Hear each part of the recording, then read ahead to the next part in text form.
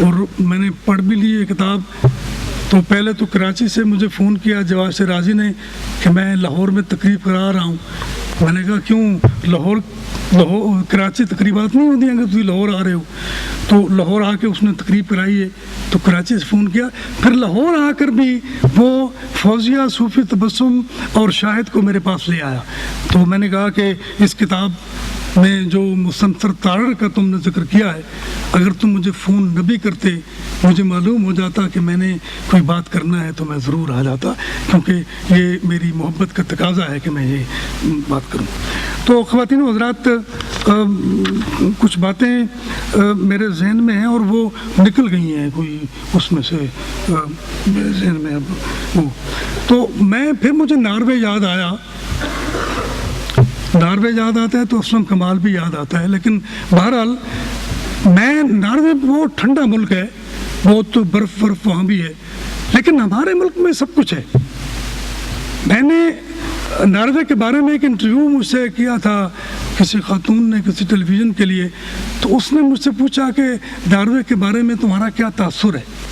تو میں نے جو بات کی اس کو پسند آئی، وہ بڑی ہنسی ہوئی. میں نے کہا ناروے تو اس وقت وزیر اعظم بھی عورت تھی، کابینہ میں عورتیں تھیں، پولیس چیف عورت تھی، کارپوریشن کی صدر عورت تھی، عورتیں تھیں. اور ایک عورت جو تھی وہ سائیکل پر جاتی تھی، وہ بڑی خوبصورت لگتی تھی، اور ہم اس کو دیکھتے تھے چوک پر کھڑے ہو کر کے، یہاں سے وہ کبھی گزرے گی اس کو. تو اس کے بارے میں پوچھا گیا تو معلوم ہوا کہ وہ منسٹر ہے. تو میں کہا اچھی بلی منسٹر ہے کہ بھئی اس کے پاس کوئی پجارو نہیں ہے، کوئی کار بھی اس کے پاس نہیں ہے. تو انہوں نے کہا کہ ایک کانسٹیبل نے اس کا لائسنس کینسل کر دیا تھا کیونکہ اس کی رفتار تیز تھی، اور اب وزیر اعظم بھی اس کا جو وہ لائسنس ہے وہ بحال نہیں کر سکتا.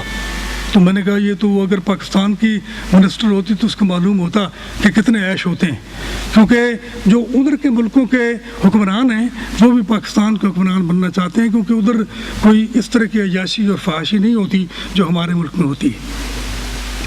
تو ناروے کے بارے میں جب پوچھا اس نے مجھے، تو میں نے اس سے کہا کہ یہ عورتوں کی جنت ہے یہ ملک. تو وہ بڑی حیران ہوئی. تو اس نے کہا کیسے؟ میں نے کہا مجھے لگتا ہے کہ مرد جو ہیں چند مہینوں کے بعد مرد جو ہیں عورتوں کے خلاف مظاہرہ کریں گے کہ ہمیں اپنے حقوق دیے جائیں. یہ اس لیے کہ وہاں عورتوں کی حکمرانی نظر آتی تھی ہر طرف. تو وہاں بھی برف پوش وادیاں تھیں ناروے میں بھی. لیکن اس کتاب کو اور مستنصر کے سفرناموں کو میں نے دیکھا تو مجھے محسوس ہوا کہ ہمارے ملک میں کیا نہیں ہے. ہمارے ملک میں خوبصورتیاں اور اس طرح کے مناظر جو ہیں وہ بھرے پڑے. لیکن عجیب بات ہے ایک کہ اس طرح کی خوبصورتیاں، حسن و جمال ویرانوں میں ہوتا ہے، دور دراز کی وادیوں میں ہوتا ہے. اور لیکن اس میں ایک بات عجیب ہے جواز شیرازی کی کتاب پڑھنے کے بعد کہ یہ منظر ہم نے دیکھے، ہم ان منظروں کو نہ دیکھ سکتے، لیکن کسی بھی منظر کو جب تک انسان کی آنکھ نہیں دیکھتی وہ زندہ نہیں ہوتا. کسی بھی منظر کو، کسی بھی خوبصورتی کو، کسی بھی چیز کو جب انسان کے ہاتھ چھوتے ہیں، جب اس کی نگاہیں اس پر ٹکتی ہیں تو اس کی قدر و قیمت بنتی ہے، اس کی اہمیت بنتی ہے. تو اہمیت جو ہے وہ انسان کی ہے، اور جب انسان کوئی بات کرتا ہے تو وہی اہمیت اختیار کرتی ہے اور وہی زیر بحث آتی ہے اور موضوع بنتی ہے. تو جواز شیرازی کو میں مبارکباد پیش کروں گا اتنی خوبصورت کتاب لکھنے کے لیے. اور میں سمجھوں گا کہ وہ تھے تو ایک تو وہ مستنصر کے نقش قدم پر چلے، ان برف پوش پہاڑیوں کی طرف گئے اور ان منظروں کو اس کتاب میں محفوظ کیا اور ہم تک یہ بات پہنچائی. تو ہمیں یوں محسوس ہوا کہ جیسے ہم نے بھی اس سفر میں ہم سفری اختیار کی ہے جواز شیرازی کی. اور جواز شیرازی جو ایک بڑا آدمی ہے، اس نے یہ پہنی ہوئی ہے وردی بھی، اور فوجی بھی ہے. تو فوجی ایسے بھی ہوتے ہیں، میرا خیال ہے کہ ہم تو سمجھتے ہیں کہ شاید فوجی صرف مارشل لا لگانے والے ہوتے ہیں، وہ کتابیں لکھنے والے نہیں ہوتے، لیکن کتابیں لکھنے والے بھی ہوتے ہیں. لیکن اس کے لیے شرط ہے کہ وہ مستنصر تارڑ کی دوستی اختیار کریں. ابھی آپ ڈاکٹر اجمل نیازی صاحب کی خوبصورت گفتگو سے محسوس ہوئے हमारे लिए एजाज़ की बात है कि आज हमारे दरमियान मारूफ मुसव्विर और ख़त्तात हमारी दावत पर यहाँ तशरीफ़ लाए। मैं उसका नाम न लूँ फिर भी लोग पहचाने, मैं उसका नाम न लूँ फिर भी लोग पहचाने कि आप अपना तारुफ हवा बहार की है। जनाब असलम कमाल साहब।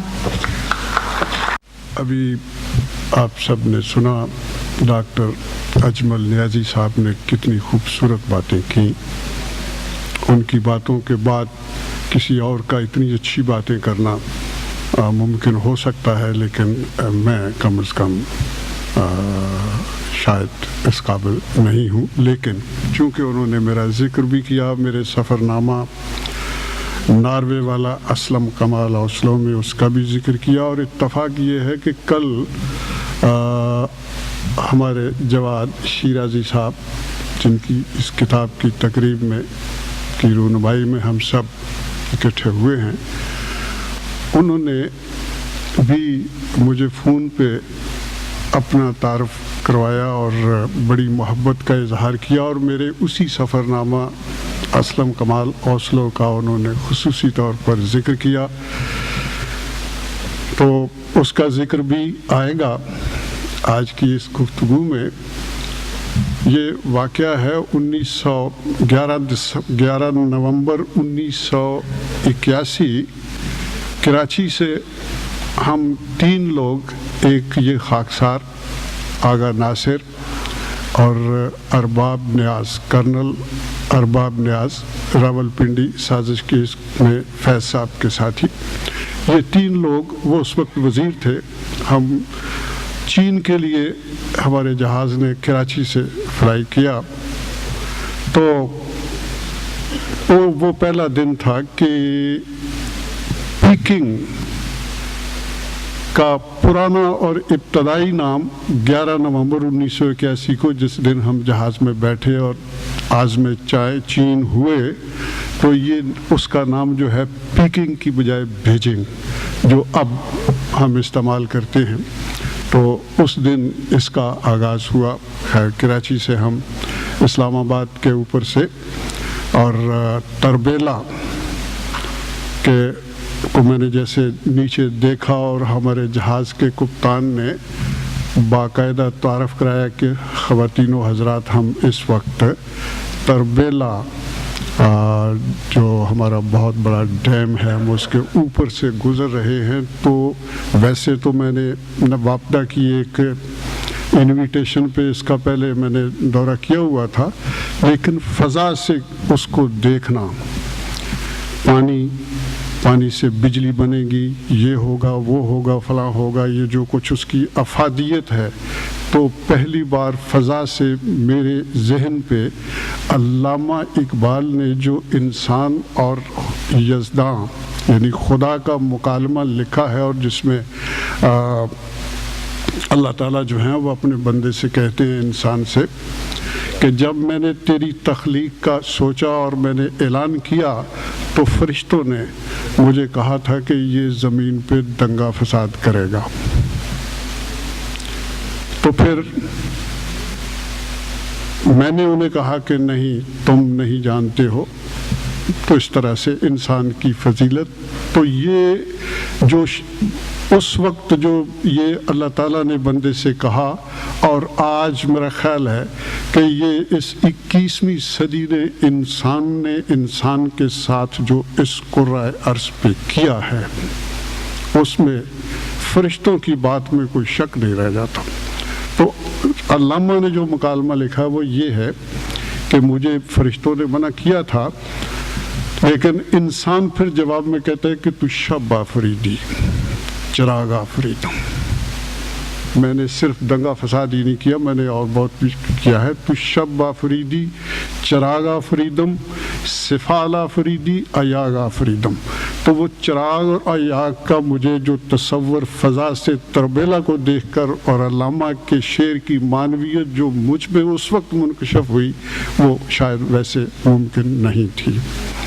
तो जहाज़ के कप्तान का ये बताना कि ये नीचे हमारा तरबेला है, तो मुझे फिर दिलचस्पी, कप्तान से खुसूसी दिलचस्पी पैदा हुई उन दिनों PIA جو ہے وہ اپنی پبلسٹی میں کہ PIA کے ساتھ سفر کریں، وہ ایک سلوگن استعمال کرتا تھا ان دنوں بہت زیادہ کہ لاجواب لوگ